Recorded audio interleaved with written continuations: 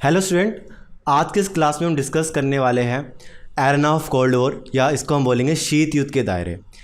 आसान भाषा में बताऊं तो इस line arena of cold war का मतलब होता है, या शीत युद्ध के दायरे का मतलब होता है जो शीत युद्ध है उसका प्रभाव कहाँ कहाँ हमें देखने को मिला।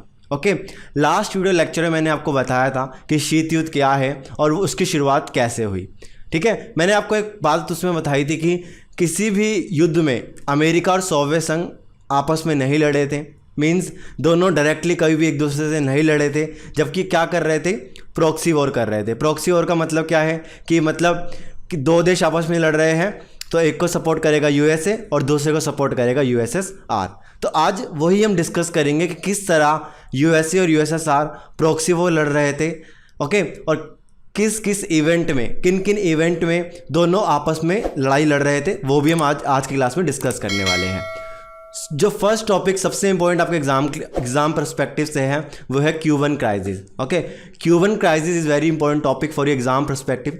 इसको समझने के लिए आपको मैप समझना पड़ेगा, इसलिए मैं आपको मैप की तरफ लेके चलता हूँ। पहले इस मैप में आप देखो, इस मैप में ये यूएसए है, ऊपर ये यूएसए है, United state of America. Okay, ये आपका मैक्सिको, ठीक है, और ये आपका क्यूबा। फोकस करो इस वाले पॉइंट को। ओके, एक बार बड़ा मैप भी देख लो आप, ये बड़ा मैप है। ओके, तो हम बात कर रहे हैं इस एरिया की, ये है क्यूबा आपका बेस। ओके, तो क्यूबन क्राइसिस क्या है, इसको समझने के लोकेशन समझना बहुत इंपॉर्टेंट है। तो आप देखो, ये यूएसए है आपका, ये मैक्सिको है आपका, ये क्यूबा है आपका, और ये आपका यूएसएसआर था उस टाइम। ओके, यूएसएसआर उस टाइम इतना बड़ा था, कहाँ तक था, जर्मनी तक था। ठीक है, तो यहाँ तक आपका यूएसएसआर था, तो पूरा ये वाला पार्ट जो है किसके अंडर आता था, यूएसएसआर के अंडर आता था। ये बात आपको पता होनी चाहिए। ओके, चलो एक बार डिस्कस कर लेते हैं इसको अच्छे से। देखो, तो क्यूबा आप देख सकते हो कि ये क्या है, यूएसए के पास है। ठीक है, ये यूएसए जस्ट क्लोज है। तो हुआ क्या कि क्यूबा के अंदर रेवोल्यूशन आया, क्यूबा के अंदर क्रांति आई। क्रांति कब आई थी, 1959। क्यूबा के अंदर मोनार्की थी, राजा का शासन था क्यूबा के अंदर, और क्यूबा के जो राजा थे उनको हटाने में सबसे बड़ा रोल किसका था, फिदेल कास्त्रो का। तो फिदेल कास्त्रो, नाम ध्यान रखना, वेरी इंपॉर्टेंट नाम, आपके एग्जाम के लिए काफ़ी पूछा जाएगा। वो आज फिदेल कास्त्रो, तो बताओगे आप कि क्यूबा के पहले प्रेसिडेंट थे फिदेल कास्त्रो। तो 1959 में फिदेल कास्त्रो क्यूबा के अंदर रेवोल्यूशन लेके आते हैं, क्रांति लेके आते हैं, और उस क्रांति का मेन मोटिव था कम्युनिज्म, साम्यवाद। मैंने आपको कल लास्ट लेक्चर में बताया भी था कि कम्युनिज्म और कैपिटलिज्म क्या है। मैंने कहा था जितनी भी कम्युनिस्ट कंट्री है वो सब क्या है, दोस्त। हाँ, एक थ्योरी ध्यान रखना, जितने भी कम्युनिस्ट है वो एक टीम में है, और जितने भी कैपिटलिस्ट है वो एक टीम में है। ओके, तो क्यूबा में 1959 में क्या आ गया, कम्युनिज्म आ गया। कम्युनिज्म को क्या बोलते हैं हिंदी में, साम्यवाद आ गया। तो जब यहाँ पे साम्यवाद आया तो क्यूबा के अंदर गवर्नमेंट कैसी बन गई, तो क्यूबा के अंदर गवर्नमेंट बन गई यूएसएसआर वाली, जो यूएसएसआर को सपोर्ट करेगी, तो उसको बोलेंगे प्रो यूएसएसआर गवर्नमेंट। तो प्रो का मतलब जो यूएसएसआर को सपोर्ट कर रही है, एंटी मतलब जो उसके खिलाफ है। तो क्यूबा में 1959 में जो सरकार बनी फिदेल कास्त्रो के नेतृत्व में, वो कैसी थी, वो कम्युनिस्ट थी, वो कम्युनिस्ट को फॉलो करती है, वो साम्यवाद को फॉलो करती है। इसी रीज़न से क्यूबा और यूएसएसआर के जो रिलेशन है वो काफ़ी अच्छे हुए, रैपिडली इंप्रूव हुए। अब देखो, क्यूबा क्या है, काफ़ी छोटी कंट्री है, इसको क्या चाहिए, फंड चाहिए, इकोनॉमिकल हेल्प चाहिए। तो इनको इकोनॉमिकल हेल्प कौन करेगा, इनको अब इकोनॉमिकल हेल्प करने वाला है यूएसएसआर। क्यों, यूएसएसआर क्या है, कम्युनिस्ट का लीडर है, और क्यूबा भी क्या बन गया है, कम्युनिस्ट कंट्री बन चुका है।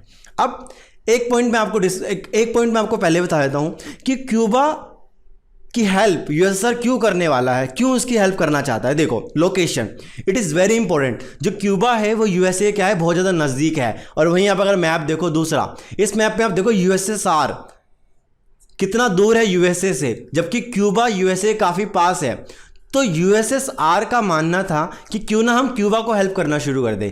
अगर हम क्यूबा को हेल्प करना शुरू करते हैं तो इससे हम यूएसए के काफ़ी नज़दीक आ जाएंगे, और अगर हम यूएसए के काफ़ी नज़दीक आ जाएंगे तो उस पर अटैक करना क्या हो जाएगा, बहुत ही आसान हो जाएगा। इसी रीज़न से यूएसएसआर ने क्या करा, क्यूबा से अपने रिलेशन बनाए और क्यूबा को भर भर कर वेपन्स देना शुरू कर दिया, भर भर कर इकोनॉमिकल हेल्प देना शुरू कर दिया, ताकि क्यूबा और जो क्यूबा जो है वो यूएसएसआर के काफ़ी क्लोज आ जाए, उससे उसके रिलेशन काफ़ी ज़्यादा इंप्रूव हो जाए। यही मैं आपको बताना चाह रहा था, location is most important thing. Okay, तो मैंने अब तक आपको क्या बताया कि 1959 में क्यूबा में एक रेवोल्यूशन आया, किसके लीडरशिप में? फिदेल कास्ट्रो के लीडरशिप में। और उन्होंने जो गवर्नमेंट थी क्यूबा की उसको हटा दिया, उसको उखाड़ फेंका, और वहाँ पे किसका रूल आया? कम्युनिज्म का रूल आया। अब जैसे ही यहाँ पे कम्युनिज्म आया तो यूएसए के होश उड़ गए, क्योंकि यूएसए को डर था कि कहीं ना कहीं यूएसएसआर के रिलेशन इससे इंप्रूव होंगे और ये हमारे लिए बाद में थ्रेट बन सकता है। और ये जाहिर सी बात है, थ्रेट तो होगा ही होगा। ओके, तो आगे क्या हुआ उसको हम देखते हैं। तो आगे होता क्या कि धीरे धीरे क्यूबा और यूएसए के रिलेशन काफ़ी अच्छे हो जाते हैं। तो फिर जब कम्युनिज्म क्यूबा के अंदर आता है तो सारी पावर किसके हाथों में आ जाएगी? गवर्नमेंट के अंदर में आ जाएगी। आपको याद होगा मैंने बताया था आपको कि कम्युनिज्म में क्या होता है कि गवर्नमेंट के पास सारे पावर होती है, सारे रिसोर्स गवर्नमेंट के पास होते हैं। तो 1959 से पहले क्या थे, क्यूबा के अंदर बहुत से यूएसए के इन्वेस्टर्स थे, यूएसए के लोग इन्वेस्ट करते थे क्यूबा के अंदर, बहुत सारी मार्केट थी। बट अब क्या होगा, वो सारी मार्केट किसके अंडर में आ जाएगी? क्यूबन गवर्नमेंट के अंडर में आ जाएगी। जो क्यूबा की गवर्नमेंट है वो उसको अपने नियंत्रण में रख लेगी। तो इसी रीज़न से कहीं ना कहीं जो इनके बीच में टकराव है वो आनी शुरू होती है। और इवन यूएसए जो है, जो अमेरिका है, वो क्यूबा को थ्रेटन भी देता है कि अगर आप ऐसा करोगे तो हम आपके ऊपर अटैक कर देंगे। बट वो अटैक नहीं कर पाया। क्यों अटैक नहीं कर पाया? क्योंकि क्यूबा को कौन बैक इन कर रहा है? क्यूबा को बैक इन कर रहा है यूएसएसआर। तो ध्यान रखना, क्यूबा के साथ कौन है? यूएसएसआर है। तो ये अब बात ध्यान रखना, अंडरस्टैंड। तो इसी रीजन से यूएसए क्यूबा पर हमला नहीं कर पाया। तो इसी के चलते जब इसके रिलेशन काफ़ी अच्छे हो गए तो हुआ क्या कि यूएसएसआर ने क्या करा, क्यूबा के जरिए यूएसए पर अटैक करने की एक तरीके से उन्होंने सोचा कि हम क्यों ना क्यूबा यूएसए पे अटैक कर सकते हैं। ओके, लोकेशन का फ़ायदा उठाते हैं। तो उन्होंने क्या करा, क्यूबा को अपना मिलिट्री बेस बना लिया। ठीक है, मिलिट्री बेस बना लिया। तो मिलिट्री बेस बना लिया, सैनिक अड्डा बना लिया अपना। मिलिट्री बेस को सैनिक अड्डा बोलते हैं, सैनिक अड्डा बना लिया। और क्यूबा में अपने यहाँ पे मिसाइलें तैनात कर दी, बेसिकली यहाँ मिसाइलें तैनात कर दी ताकि वो यूएसए पे अटैक कर सके। ठीक है, और ये ऐसी वैसी मिसाइलें नहीं थी, ये न्यूक्लियर मिसाइलें थी। क्योंकि 1949 में यूएसएसआर के पास भी क्या आ चुका था? यूएसएसआर के पास आ चुका था परमाणु बम, परमाणु हथियार यूएसएसआर के पास आ चुके थे, अंडरस्टैंड। तो यूएसएसआर ने क्या करा, क्यूबा के अंदर परमाणु मिसाइलें तैनात कर दी ताकि वो यूएसए पर ज़रूरत पड़ने पर अटैक कर सके। जैसे ही इसका पता 1961 के अराउंड यूएसए को लगा, 1961 के अराउंड यूएसए को पता लग गया कि हाँ भाई, जो जहाज़ है वो बहुत से यूएसएसआर के जहाज़ क्यूबा में रुक रहे हैं और वो कुछ मिलिट्री एक्टिविटीज़ कर रहे हैं जो कि हमारे लिए क्या है, सही नहीं है। इसको रोकने के लिए हमें कुछ ना कुछ करना पड़ेगा। तो सेम यूएसए ने क्या करा, अपोजिट करा। वही जो यूएसएसआर ने करा वही यूएसए ने भी वही करा। यूएसए ने क्या करा, यूएसए ने क्यूबा के ऊपर मिसाइलें तैनात कर दी। ठीक है, क्यूबा के ऊपर मिसाइलें तैनात कर दी। तो बेसिकली मिसाइलें इन्होंने यहाँ लगा दी ताकि वो क्यूबा पर अटैक कर सके। अगर क्यूबा इन पर अटैक करेगा तो यूएसए भी क्यूबा पर अटैक करेगा। और दोनों ही देश एक दूसरे के ऊपर मिसाइल तैनात लेकर खड़े थे। ठीक है, कभी भी हमला हो सकता था बट लड़ाई नहीं हुई। इसी को बोलते हैं क्यूबन क्राइसिस या क्यूबा का मिसाइल संकट। तो अब ध्यान रखना, very important question for your exam. ठीक है, मैं एक बार फटाफट से रिपीट कर देता हूँ। क्या हुआ, क्यूबा के अंदर क्रांति आती है और क्यूबा के अंदर जो लीडर थे उनका नाम था फिदेल कास्ट्रो। ओके, तो फिदेल कास्ट्रो ने अपने रिलेशन अच्छे बनाए किसके साथ? यूएसएसआर के साथ।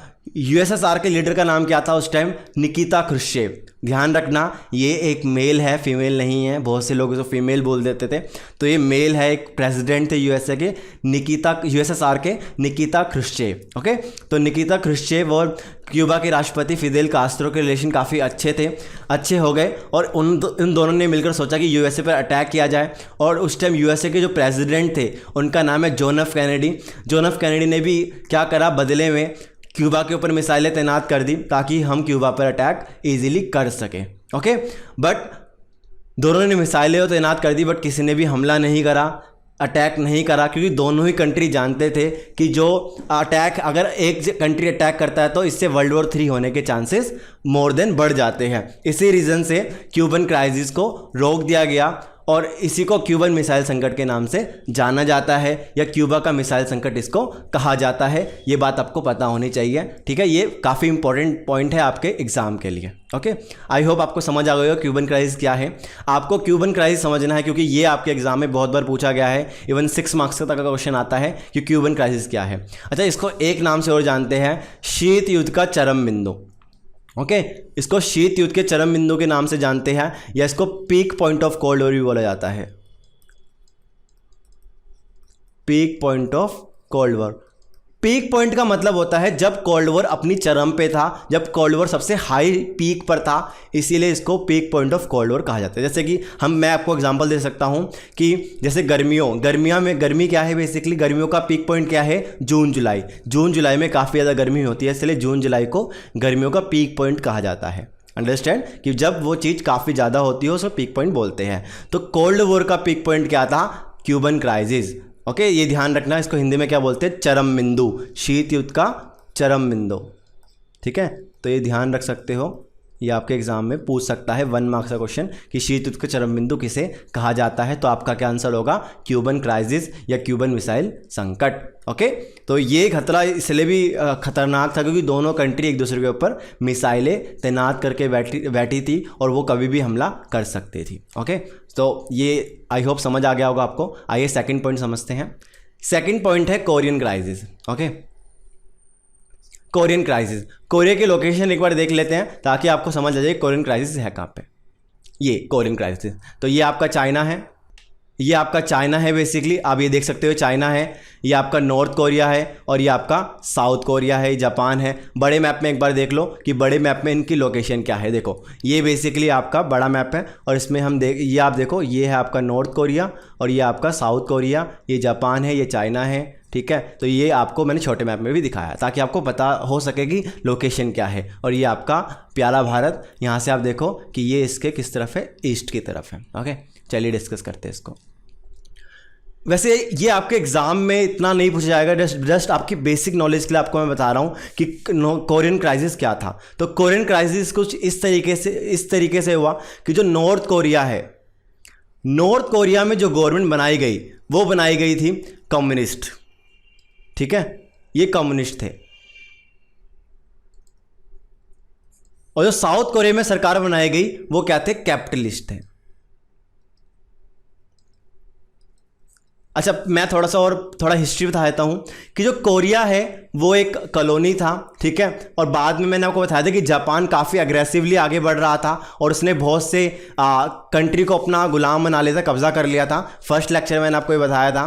तो मैंने आपको उसी लेक्चर में बताया था कि जापान ने कोरिया पर भी हमला करा था और उसने कोरिया को भी अपने कब्जे में कर चुका था। तो जब 1945 में जापान हार गया, जापान के ऊपर न्यूक्लियर बम गिरे गए, जापान हारा, तो उसके बाद कोरिया के ऊपर 2 कंट्रियों ने अपना कब्जा कर लिया। कोरिया को 2 हिस्सों में डिवाइड कर दिया गया, एक नॉर्थ कोरिया, एक साउथ कोरिया। तो जो ऊपर वाला जो नॉर्थ कोरिया है, यहाँ पे क्या आया, कम्युनिस्ट आए, क्योंकि देखो यहाँ से रशिया पास है, तो रशिया की जो आर्मी है वो यहाँ से आई और देन जो यूएसए की आर्मी है वो जापान के थ्रू यहाँ पे आई। और देन इसी रीज़न से यहाँ पे क्या आया, कैपिटलिज्म आया और यहाँ पे क्या आया, कम्युनिज्म आया। ओके, तो बेसिकली होता क्या है कि यहाँ पे अलग अलग सरकारें बन जाती हैं। लेकिन 1950 में 1950 में क्या होता है कि नॉर्थ कोरिया बोलता है कि साउथ कोरिया हमारा है, क्योंकि यहाँ बेसिकली ये कम्युनिस्ट थे। तो उन्होंने क्या करा, अटैक कर दिया साउथ कोरिया पे और इसी रीज़न से पूरे साउथ कोरिया को उन्होंने कैप्चर कर लिया था। लेकिन कुछ रीजन, नीचे का रीजन रह गया था, काफ़ी सारा रीजन को नीचे के रीजनों को कैप्चर नहीं कर पाए थे। तो बाद में यूएसए ने साउथ कोरिया को हेल्प करी और फाइनली दोबारा से साउथ कोरिया ने रिट्रीट करा और बेसिकली अपनी ज़मीन को वापस से कब्जा लिया। ओके, और इस तरीके से जो वॉर है वो 1953 में ओवर होती है, ठीक है। तो इसी को क्यूबन क्राइसिस बोला जाता है। आपके लिए इंपॉर्टेंट बस इतना ही है कि नॉर्थ कोरिया में कम्युनिज्म आया था, आज भी यहाँ कम्युनिज्म है, और साउथ कोरिया में कैपिटलिज्म आया था और नॉर्थ कोरिया ने साउथ कोरिया पे अटैक कर दिया था और ये लड़ाई 3 साल तक चली थी, 1963 से लेकर 1953 तक ये लड़ाई चली थी। ये बात आपको पता होनी चाहिए, ये डेट आपके लिए इंपॉर्टेंट है। ओके, तो बस इसमें इतना ही याद रखना है आपको कोरियन क्राइसिस के अंदर कि 1950 से लेकर 1953 तक कोरियन क्राइसिस हमें देखने को मिलता है। ओके, तो कोरियन क्राइसिस ध्यान रखना, ओके, तो ये बेसिकली क्यूबन क्राइसिस 1962 बोलते हैं बहुत से लोग, 61 भी ठीक है, 62 भी ठीक है आपका आंसर। ओके, कोरियन संकट की बात करें तो 1950 से लेकर 1953, ये ध्यान रखना। अब बात करते हैं वियतनाम भी इसी क्राइसिस का पार्ट है, ये हुआ 1967 के अराउंड। एक बार इसको भी मैं समझा देता हूँ। ओके, वियतनाम की लोकेशन आप देख लो, ये आपका वियतनाम है बेसिकली, ये आप वियतनाम देख सकते हो, ये वियतनाम है, इंडिया से जस्ट इस तरफ है ये। ओके, तो वियतनाम की लोकेशन जूम इन में आप देख लो, वियतनाम का ये वियतनाम है। तो वियतनाम के दो हिस्से थे, नॉर्थ वियतनाम बेसिकली यहाँ पे कम्युनिज्म था और यहाँ पे क्या था, कैपिटलिज्म था। ओके, तो साउथ वियतनाम में क्या था, कैपिटलिज्म था, और नॉर्थ वियतनाम में क्या था, कम्युनिज्म था। तो इसी रीज़न से जो रिलेशन थे दोनों के वो इतने अच्छे नहीं थे, क्योंकि नॉर्थ वियतनाम को सपोर्ट कौन करेगा, इसको सपोर्ट करेगा यूएसएसआर। क्यों यूएसएसआर, क्योंकि यहाँ पे कम्युनिज्म है। और इसे कौन सपोर्ट करेगा, यूएसए। ओके, क्यों, क्योंकि यूएसए, क्योंकि यहाँ पे कैपिटलिज्म है। तो बेसिकली यही एक तरीके से प्रॉक्सी वॉर, मैंने आपको बताया था प्रॉक्सी वॉर क्या है, तो यही प्रॉक्सी वॉर है कि जब दो कंट्री आपस में लड़ रही हो तो एक कंट्री एक को सपोर्ट करेगी और एक कंट्री एक को सपोर्ट करेगी। तो यहाँ भी काफ़ी लड़ाई होती है दोनों के बीच में। ओके, और देन फाइनली लास्ट में जाके क्या हुआ कि जो नॉर्थ वियतनाम था, हो ची मिन्हा जो थे बेसिकली, उन्होंने साउथ वियतनाम को अपने में अब कैप्चर कर लिया, और आज वियतनाम एक ही है, कोई नॉर्थ वियतनाम साउथ वियतनाम नहीं है, जस्ट एक ही वियतनाम आज की डेट में एग्जिस्ट करता है। ओके, तो ये लाइन हटा दी गई बाद में। जो नॉर्थ वियतनाम था, जो कम्युनिस्ट थे वो जीत गए और कैपिटलिस्ट इस लड़ाई में, इस वॉर में हार गए। इसी को वियतनाम वॉर कहते हैं। और इस वॉर में भी कहीं ना कहीं यूएसए और यूएसएसआर एक अलग अलग थे, दुश्मन थे एक दूसरे के। ठीक है, डायरेक्टली नहीं लड़ रहे हैं, इनडायरेक्टली हर जगह वो लड़ रहे हैं हमें। ओके, तो वियतनाम की लोकेशन मैं आपको बता ही चुका हूँ, ये जो मैंने मार्क कर रखा है गोल सा, ये वियतनाम की लोकेशन है, और आज वियतनाम एक ही है। तो ये ध्यान रखना। तो 1967 में क्यूबन क्राइसिस, वियतनाम क्राइसिस होता है, ये भी आपके लिए इंपॉर्टेंट है। अब बात करते हैं इंडो पाक वॉर। तो इंडो पाक वॉर के अंदर भी हमें देखने को मिला कि किस तरीके से यूएसए और यूएसएसआर एक दो अलग कंट्री को सपोर्ट कर रहे थे। बेसिकली भारत को सपोर्ट किसका था, भारत को सपोर्ट था यूएसएसआर का। ठीक है, और पाकिस्तान को सपोर्ट किसका था, पाकिस्तान को सपोर्ट था यूएसए का, क्योंकि यूएसए और पाकिस्तान के रिलेशन शुरू से ही काफ़ी अच्छे हुए हैं, क्योंकि भारत ने मना कर दिया था, रिजेक्ट कर दिया था कि हम आपके ग्रुप में शामिल नहीं होंगे। तो अब ध्यान रखना, तो यहाँ भी हमें देखने को मिला, भले ही 1965 का वॉर क्यों ना हो, 1971 का वॉर क्यों ना हो, तो दोनों ही वॉरों के अंदर हमें यही सिनेरियो देखने को मिला। एक को सपोर्ट कर रहा था यूएसएसआर और एक को सपोर्ट कर रहा था यूएसए। अच्छा, ये मत मान लेना कि भाई पाकिस्तान को यूएसए सपोर्ट कर रहा था, यूएसए हमारा दुश्मन है, ऐसा नहीं है। जो टाइम है उस टाइम अलग था और आज टाइम अलग हो चुका है। आज यूएसए और इंडिया के रिलेशन काफ़ी अच्छे हो चुके हैं। तो आप ये मत समझ बैठना कि यूएसए तो हमारा दुश्मन है। एक्चुअली उस टाइम कहीं ना कहीं पाकिस्तान को यूएसए की काफ़ी ज़रूरत थी, इसी रीज़न से वो पाकिस्तान को यूएसए सपोर्ट कर रहा था। आज भी करता है, लेकिन इतनी ज़्यादा उसे सपोर्ट आज वो नहीं करता है। ओके, वेपन्स तो बेचता ही है, लेकिन अब जब से डोनाल्ड ट्रंप प्राइम मिनिस्टर है, प्रेसिडेंट है यूएसए के, तब से ये जो हेल्प है वो ख़त्म सी कर दी गई है। Okay, understand. तो इंडो पाक वॉर के दौरान भी हमें ये देखने को मिला कि क्यूबन यहाँ पे भी शीत युद्ध का असर हमें देखने को मिलता है। अब जो इम्पोर्टेंट पॉइंट है आपके लिए, इन पांचों में से आपको 2 पॉइंट तो सबसे ज़्यादा ध्यान रखने हैं। पहला, क्यूबन क्राइसिस तो आपको बहुत इंपॉर्टेंट अच्छे तरीके से याद करना है, 6 मार्क्स का आता है। और बर्लिन वॉल, ये भी आपका एग्जाम में पूछा जाता है। एक्चुअली जो मैं बोल रहा हूँ आप उनको एज अ नोट्स की तरह लिख सकते हो, जो आपके एग्जाम में काफ़ी हेल्प करेंगे। ओके, तो बर्लिन वॉल की अगर मैं बात करूँ तो 1961 में वॉल बनाई गई थी और 1989 में इसको कोलैप्स कर दिया गया था।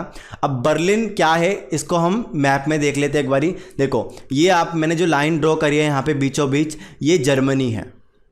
ओके, तो जर्मनी की जो कैपिटल है उसका नाम है बर्लिन। ओके, बर्लिन है। बर्लिन का जूम इन मैप देखो, ये बर्लिन का जूम इन मैप है। बेसिकली देखो आप, ये जर्मनी है, जर्मनी की कैपिटल बर्लिन का फुल जूम मैप है ये। इसमें आप देखो बर्लिन को 2 हिस्सों में डिवाइड कर दिया।